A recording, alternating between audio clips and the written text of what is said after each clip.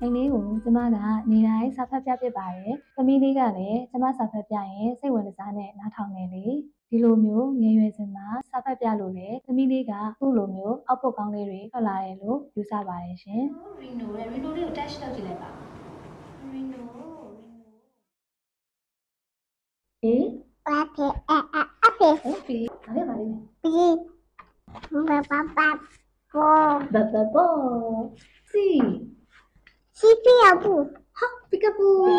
ဒါလေးလေမမီပြန်ပြောပါဦးစီခတ်ခတ်ခတ်ခတ် Di. ဒီဟုတ်တယ်ဒီတော့